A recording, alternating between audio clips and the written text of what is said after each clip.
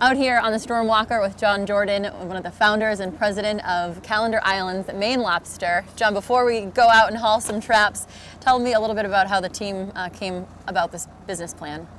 Well, I mean, basically this was a group of fishermen who were all lobstermen just to begin with. We were on lobster boats and doing kind of what guys in Maine have done for generations, going out and catching lobsters. But what was different about what we were trying to do is take our catch and take it into the market with our name on it. So we started working on this about 6 years ago at this point, and it's been growing and becoming successful. So you were talking to me earlier about how what you've been doing for 100 years hasn't changed, but I guess the focus, you've had to refocus because of how times have changed and this industry's evolved. Yeah, exactly. I mean, traditionally in the business, fishermen fish and lobstermen lobster and just catch lobsters, and that's where your focus ends at the dock, and you'd hear a lot of talk from lobstermen as to what a dealer was paying them, that sort of thing. And, you know, as the world's shrinking and technology's linking people and that type of thing, people becoming interested in the story and how we've been doing this for years and sustainably in Maine, and really connecting the producer with the customer makes a lot of sense. And you offer some yummy meals and recipes. We do a lot of different things. We really do everything lobster. So we do live lobsters, we do frozen tails, and then we do value-added things like lobster cakes and lobster pizza, all kinds of things like that. So what's unique about your story and how all of you guys came together?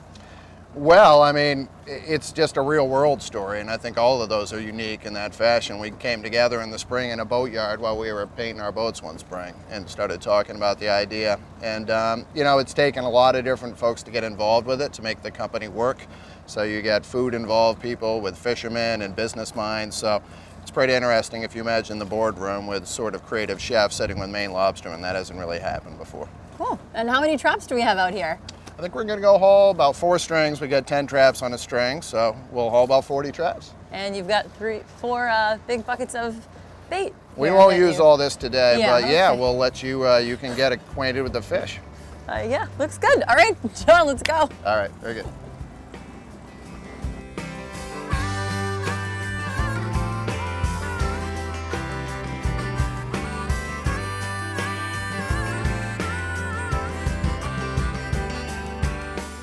So this is kind of part of the magic of what you can do with lobsters is, you know, we don't have any bycatch that dies, and we can control and make sure there's always a brood stock. So you can see this is a lobster that's carrying eggs. So what we'll do is we'll put a V in its flipper right here. So you see I just put a V into the flipper there. Oh, yeah. And so that way any other lobsterman catches this, even after it's dropped its eggs, we know it's a egg-bearing female. It'll always be there. Bye, Mama. Say bye-bye. Cool. Thanks for having us out today. I have a newfound respect on what they do on the boat. Again, it is, how can people get more information? Your website? Yeah, CalendarIslandsMaineLobster.com. Check us out on the web and Awesome. eat lobster. Very good. And we're going to do that actually right now. We're going to head back to our home, Tempodulu, and the Dan Fourth Inn for some lobster fried rice. It's pretty good. Sounds good.